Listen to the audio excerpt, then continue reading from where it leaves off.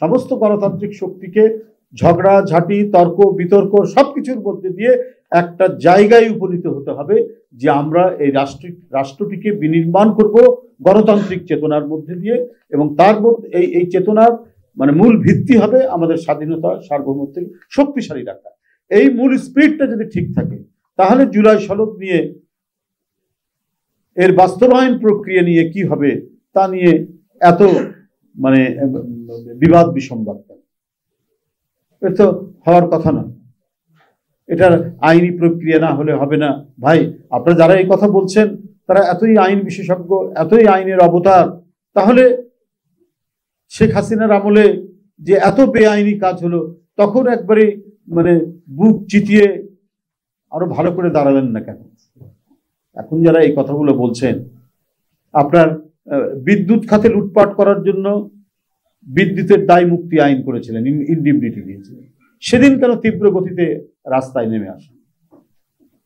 Digital নিরাপত্তা আইন, cyber আইন ইত্যাদি আইন, যে কালো আইনগুলো করা হলো, তো এই কালো আইনগুলোর বিরুদ্ধে তীব্রভাবে সেদিন দাঁড়ালেন না কেন? দায় সারাভাবে দুই একটি কথা বলে চলে গেলেন। আজকে জুলাই সনদের আইনি ভিত্তি দিতে হবে, তা না হলে নির্বাচন হবে মানে 2029-এ নির্বাচন হবে বলছেন। এখন রাজনৈতিক দলেরই একজন নেতা এই কথা বলছে। বাবারে, আপনার একটা অবাধ সুষ্ঠু নির্বাচন থেকে জনগণ বঞ্চিত 15-16 বছর ধরে। ভোটাররা ভোট কেন্দ্রে যেতে পারেনি, তাদের ইচ্ছামতো প্রার্থীকে ভোট দিতে পারেনি। এই ইচ্ছামতো প্রার্থীকে ভোট না দেওয়ার যে মানুষের যে বেদনা, সে বেদনাকেও আপনারা উপহাস করেছেন পিআর এর কথা বলে। পিআরে তো কোনো প্রার্থী থাকবে না, সেটা নিয়ে আপনারা কয়েকদিন হইচই করলেন। এখন জুলাই সনদ এর আইনি ভিত্তি দিতে হবে, আইনীকরণ করতে হবে, দিতে হবে। তাহলে আপনি আসল কাজটা করবেন কখন? আপনি কি বলে বিয়ে হবে কন্যার, তার হলুদ হলো, সবকিছু হলো, খাওয়া দাওয়া হলো, কিন্তু আসল যে বিয়ে পড়ানো সেইটা হলো না, সেটা বাকি আছে, সেটার ব্যাপারে কোনো গুরুত্ব নেই। তো ঘটনা হলো এটাই যে অবাধ সুষ্ঠু নির্বাচনের মধ্যে দিয়ে আমরা আগে আইনীকরণ করার জন্য যে বৈধ পন্থা পার্লামেন্ট, সেই পার্লামেন্ট আগে রচিত হতে হবে। সেই পার্লামেন্ট নির্বাচন আগে হওয়া উচিত অবাধ সুষ্ঠু নির্বাচনের মধ্যে দিয়ে। আপনি আইনীকরণটা করবেন কিভাবে? তাও আবার গণভোটের প্রশ্ন আসলো, সবাই রাজিও হলেন। এখন বাস্তবায়ন নিয়ে নভেম্বর না ওই দিন, এটা কেন ভাই? আগাম এটা করতে চাচ্ছেন কেন?